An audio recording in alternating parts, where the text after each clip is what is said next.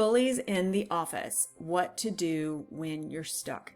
I've done videos for you guys before about bullies in the office, and a couple of the comments said that it didn't really help because the boss isn't doing anything. Maybe the boss was the bully, or HR wasn't going to do anything to help, and they just felt stuck. So if that is you, this video is for you. Today we're going to talk about what bullying actually is, just some of the components of it, and then also I'm going to give you several pieces of homework that you can put into practice when you do have to interact with this person who mistreats you in your office. I'm not going to promise that their behavior is going to change overnight, but it will be empowering for you so that you are not as oppressed and stressed by this person and their behavior. If that sounds good, please stick around. But first, please do check and see if you're a subscriber here. And if not, click the subscribe button and the little bell so that you'll get notifications when we drop videos just like this that help you live a happier and low stress life, and hopefully a life without bullying. We'll see you in a second. GILD Coaching. More success, less stress. I've been bullied in an office. I've been bullied by a boss. I've been bullied by coworkers. I understand what it feels like. So please know that I'm not talking just out of no experience. First of all, let's just define bullying off the top. It's verbal abuse, intimidating actions, sabotage, things to humiliate you, any threatening behavior or a combination of all that. Anything that is purposed at causing you to develop feelings of worthlessness or feeling less than or being uncomfortable. Why do bullies do it? Bullies do it to help themselves feel more powerful. They're the ones with the problem, not you, but then you end up with a problem because they're treating you like crud, and you're left with the ramifications of that. A recent survey found that 30% of adult American workers in the United States feel as though they are bullied, actively bullied at work, and that nothing is done about it. Another interesting statistic, 65% of the bullies were women. So let me just address the women, address everybody who's a bully, but specifically the women. What the heck?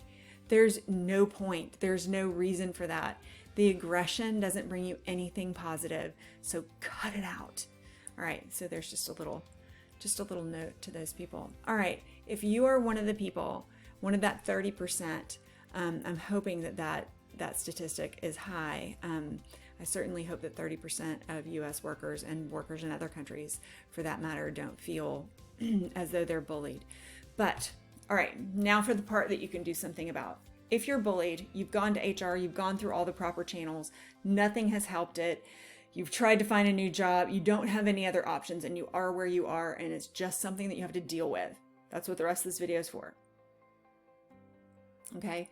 If that is where you are, first of all, the bullies usually pick on someone for one of two reasons. Either it's the super successful person that they're jealous of, the person who is happy and achieving their goals and gets accolades at work, and they're jealous of that person, so they might pick on that person for that reason. Or they go for what they would perceive as a weaker person, someone who's really introverted, quiet, somebody who they don't think will actually say something to anyone else about the bullying, that they're too quiet or meek to do that. All right, so one thing that you can do when you have to interact with the bully, enjoy a nice deep breath right before the interaction, and do it in the middle of the interaction, not so much that you sound like you're huffing and puffing at them or whatever, but when you take a deep breath, just do it right now. Enjoy a nice deep breath, fill up your lungs completely. When you do that, it kind of forces you to have good posture. You can't really take a deep breath when you're all caved in. It's constricted, so taking a deep breath does several things. One of them is helps you to correct your posture. The bully is looking for you to feel intimidated, and the bully is looking for physical cues of that intimidation, such as lack of eye contact, looking at the ground, slumping forward. So if you're taking a deep breath and you're interacting with somebody, you're going to be right here with them, right here, And that in and of itself shows them, without saying the words, you don't scare me. Because they might scare you, but it's not going to look like they do. And if they're not getting the paycheck from the bullying, the paycheck, ooh, look how small I made that person get, or look how scared I made that person get. And they may not even realize this. They may have something, off up in the old noggin. And so they may not realize, oh, I get off on making this person feel small. So that's their problem turned into your problem. But at least having proper posture, taking a deep breath, the deep breath, in addition to correcting your posture and making you look like you're more confident, the deep breath is also going to help relax you during the interaction. When you inflate your lungs all the way, they actually massage a nerve that goes up to your brain and tells your brain to release happiness and relaxation hormones. So you can get high off that. All right, so number 2. Okay, first, good posture. Deep breath for good posture. Eye contact. Number 2, eye contact. Not like, I'm going to stare you down, staring contest, but don't be afraid to look them in the eye. It is a very, very strong point of energetic exchange. And usually they're going to use that with like really harsh, angry eyes to try to intimidate you. But if you stay with a calm and respectful eye contact gaze, it's going to disarm them just a little bit. All right, so number 3, do not interrupt the bully. Allow them to fully talk. Maybe grab a pen and some paper and take notes. And if they say, what are you doing? Just writing down what you're saying. When it's my turn to speak, you can do the same. When you interrupt the bully, what it does is it's fighting fire with fire, and that's no good. So when you don't interrupt the bully and you let them go, it's kind of like somebody trying to drive a car really, really fast and the gas tank is next to empty and they start running on fumes, and they'll start to, sputter, and it will calm them some. You might not experience a calm from them, but there will be a calming effect if you do not interrupt them. Now, if they have you stopped and they're interrupting your workflow, that is when you need to ask other people for help. If the boss isn't helping and HR isn't helping, maybe have another coworker who, you can say, hey, if you see, worker X cornering me about something, can you try to come be my wingman and pull me out of there, and I'll do the same for you. Something like that. I do realize that sometimes that is an issue, but stand up straight. Eye contact, don't interrupt. Also, don't ever expect to feel comfortable while this is going on. The bully is literally doing it to make you feel uncomfortable, but what you need to do is become familiar with the uncomfortable feeling so that the uncomfortable feeling does not control you. So if you thought this was going to be a video about how you could feel super great while you're being bullied, I'm sorry, but you're wrong. That activity is wrong. So it's going to feel wrong when you have to endure it. So don't have an expectation that you're ever going to feel okay about it. You will begin to feel more confident as time goes on. And as your confidence builds, the bully might go away. But anybody who tells you to ignore bullies because they'll eventually go away is either a liar or they're crazy. Bullies aren't going to go away on their own. You have to stand up to them, especially if you've asked for help in the proper channels and no help has come. Who else is going to help me? Anybody?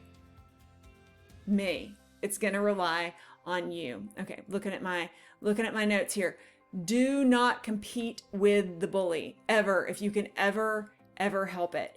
I have coached and trained sales staffs for years. And it's really hard in a sales environment because you are always competing with each other in a sales environment. Like, who's the top salesperson? Who had the most of this type of sale or that type of sale or this type of revenue?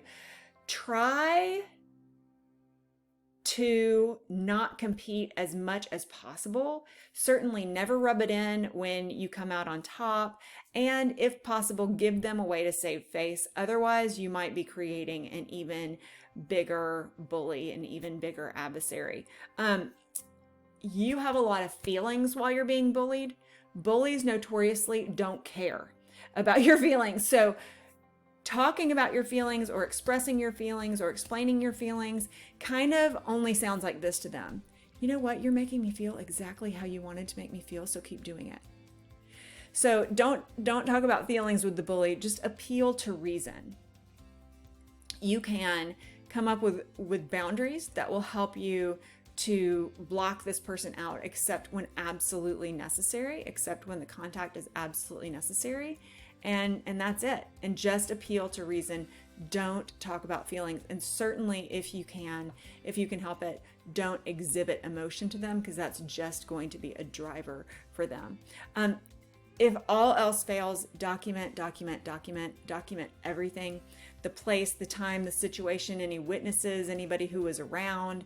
If there is a threatening email or anything inappropriate in email, print that out and like put it with your documentation, and make sure that your documentation is safe and won't fall into the hands of the bully. Or if the bully has a crew, hopefully not, I won't be found by any of them, because that would probably spell nothing good for you in the end.